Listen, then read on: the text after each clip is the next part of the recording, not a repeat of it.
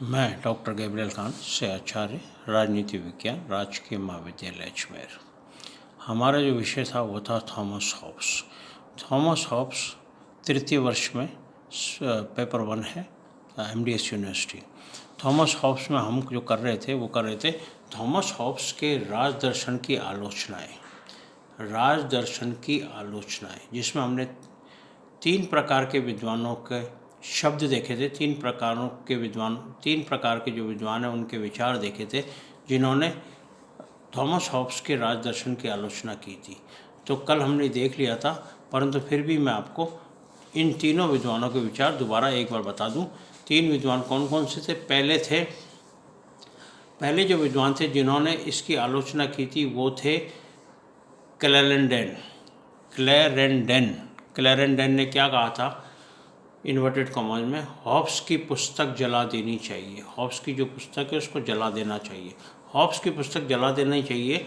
मैंने कभी ऐसी पुस्तक नहीं पढ़ी, मैंने कभी भी ऐसी पुस्तक नहीं पढ़ी जिसमें राजद्रोह, विश्वासघात और धर्मद्रोह इतनी अधिक मात्रा में हो। जिसमें क्या हो? राजद्रोह, विश्वासघात और धर्मद्रोह इतनी अधिक मात्रा में हो। इन्वर्टेड कॉमास बंद कर देना। ये पहले विद्वान थे जिन्होंने इसकी आलोचना की। दूसरे विद्वान थे ब्रैम हिल ने क्या कहा था? यह ग्रंथ सबको आग लगाने वाला है। यह ग्रंथ सबको आग लगाने वाला है। इसने जितनी गड़बड़ी पैदा की है, इस ग्रंथ ने जितनी गड़बड़ी पैदा की है उतनी वनस्पतियों के बगीचे में सूअर भी पैदा नहीं करते। तो उन्होंने ये ग्रंथ की तुलना किससे की? सूअर से। इन्होंने क्या कहा? यह ग्रंथ सबको आग लगाने वाला है। इसने इतनी गड़बड़ी पैदा की है कि जितनी वनस्पतियों के बगीचे में सूअर भी पैदा नहीं कर सकता, सूअर भी पैदा नहीं करता है। इतनी गंदगी पैदा की है इस ग्रंथ ने। इन्वर्टेड कॉमास बंद। तीसरे विचारक आए थे वाहन के अनुसार क्या था? इन्वर्टेड कॉमास में लेना। जहाँ तक राजनीतिक विचार के सजीव विकास का प्रश्न है, सजीव विकास का प्रश्न है, लेविथान एक प्रभावहीन और निष्फल ग्रंथ रहा है। लेविथान क्या रहा है? एक प्रभावहीन और निष्फल ग्रंथ रहा है। इन्वर्टेड कॉमास बंद कर देना। तो ये 3 विद्वान थे जिनके विचार आए थे थॉमस हॉब्स के राजदर्शन की आलोचना में। हमने पहली आलोचना कर ली थी, दूसरी आलोचना भी कर ली थी। पहली आलोचना थी मानव स्वभाव संबंधी निराशावादी धारणा, ये हमने कर ली थी। दूसरी भी हमने कर ली थी प्राकृतिक अवस्था का काल्पनिक चित्रण। आज हम तीसरा पॉइंट करेंगे, तीसरा बिंदु करेंगे आलोचना का। तीसरा बिंदु क्या है? विरोधाभास।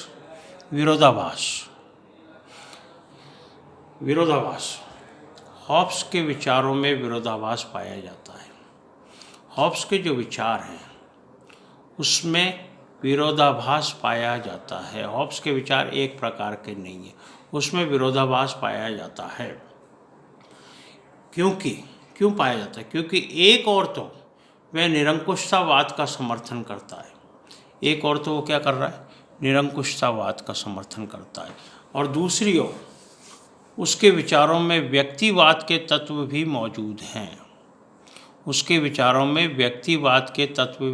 हैं। तो विरोधाभास कैसे हुआ? एक और तो निरंकुशतावाद का समर्थन कर रहा है, एक और तो संप्रभु को सारी शक्तियां दे रहा है। संप्रभु सबसे ऊपर है, संप्रभु के आगे कोई नहीं है, संप्रभु को सारी शक्तियां दे रहा है, तो निरंकुशतावाद का समर्थन कर रहा है। और दूसरी ओर व्यक्तिवाद के तत्व भी उसके विचारों में देखने को मिलते हैं। व्यक्तिवाद का भी समर्थन कर रहा है, व्यक्तिवाद के तत्व भी उसके विचारों में देखने को मिल रहे हैं। तो ये इसकी आलोचना हुई कि थॉमस हॉब्स के विचार जो हैं विरोधाभासी हैं। तो तीसरी आलोचना ही विरोधाभास। चौथी आलोचना क्या है? चौथी आलोचना है निरंकुश प्रभु सत्ता का समर्थन। ये तो आप सबको पता है कि उसने निरंकुशतावाद का, संप्रभु का समर्थन किया। उसने संप्रभु को सारे अधिकार दे दिए।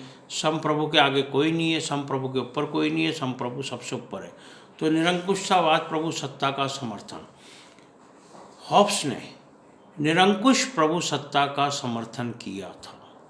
हॉब्स ने निरंकुश प्रभु सत्ता का समर्थन किया था उसने अपने राज्य में व्यक्तियों को सर्वथा अधिकार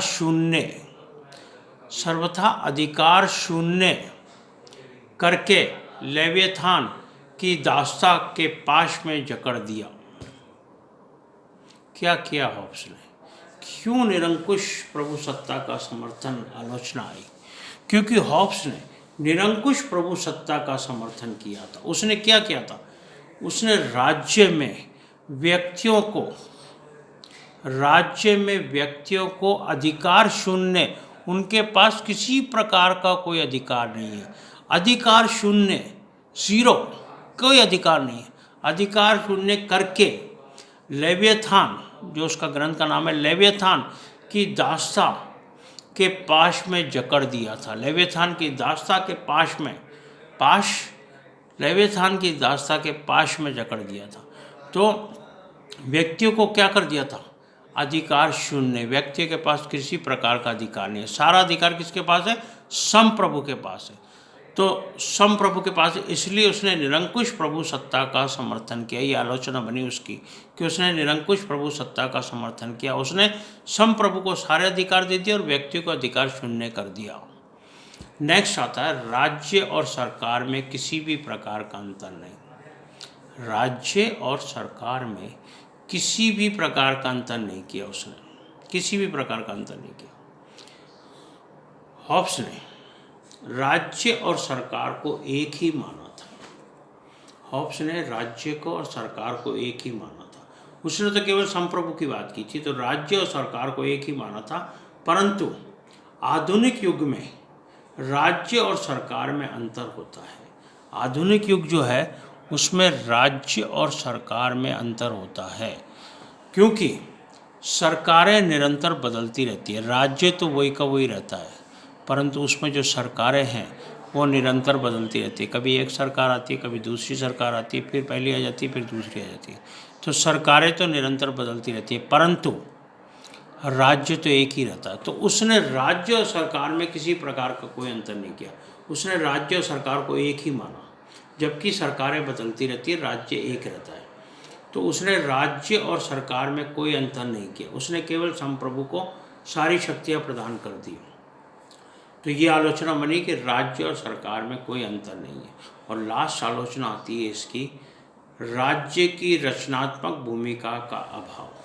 राज्य की रचनात्मक भूमिका का अभाव, राज्य की रचनात्मक भूमिका का अभाव। लास्ट आलोचना, आखिरी आलोचना।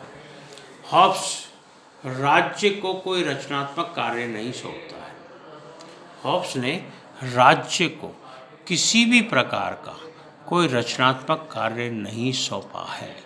कोई किसी भी प्रकार का रचनात्मक कार्य नहीं सौंपता है। उसका राज्य केवल पुलिस राज्य है। उसका राज्य क्या है? केवल पुलिस राज्य। उसका राज्य केवल पुलिस राज्य है। वह राज्य को व्यक्तियों के कल्याण मार्ग पर परिवर्तित नहीं कर सका। वह राज्य को व्यक्तियों के कल्याण के मार्ग पर परिवर्तित नहीं कर सका, कल्याण के मार्ग पर नहीं चला सका। उसका राज्य पुलिस राज्य है। उसका राज्य क्या है? उसके राज्य में रचनात्मक भूमिका का अभाव है। उसका राज्य पुलिस राज्य है। वह राज्य को व्यक्तियों के कल्याण पर नहीं चला सका, व्यक्तियों के कल्याण करने की बात नहीं करता उसका राज्य केवल संप्रभु की बात करता है। उसका राज्य केवल निरंकुशता की बात करता है। इसलिए उसका राज्य व्यक्तियों को कल्याण के मार्ग पर नहीं चला सका। उसका राज्य जो था, उसके राज्य को व्यक्तियों के कल्याण मार्ग पर ऑप्स नहीं चला सका, परिवर्तित नहीं कर सका। मतलब व्यक्तियों का जो कल्याण का मार्ग है उसमें उसके राज्य को परिवर्तित नहीं कर सका। उसने केवल और केवल संप्रभु को इतने अधिकार दे दिए कि व्यक्ति के पास कोई अधिकार नहीं था। उसका राज्य पुलिस राज्य था। इसलिए हॉब्स की ये आलोचना हुई कि राज्य की रचनात्मक भूमिका का अभाव। हॉब्स ने राज्य की जो रचनात्मक भूमिका थी उसको ही ख़त्म कर दिया। उसका अभाव था, उसकी रचना में देखने को नहीं मिला, उसके विचारों में देखने को नहीं मिला। तो ये थी हॉब्स की आलोचनाएं। यहाँ आपका जो थिंकर है, जो विचारक है थॉमस हॉब्स, वो समाप्त होता है। उसके सारे विचार कर लिए हमने। अब हम नेक्स्ट क्लास जो आएगी उसमें देखेंगे दूसरा विचारक, मतलब सेकंड यूनिट का दूसरा विचारक जॉन लॉक। थॉमस हॉब्स के सारे विचार हमने कर लिए, थॉमस हॉब्स के संपूर्ण विचारधारा को हमने देख लिया, थॉमस हॉब्स का परिचय भी कर लिया, उसकी विचारधाराओं को भी देख लिया, उसके राजदर्शन की आलोचनाएं भी कर ली। अब हम नेक्स्ट क्लास में करेंगे नया थिंकर, नया विचारक जॉन लॉक।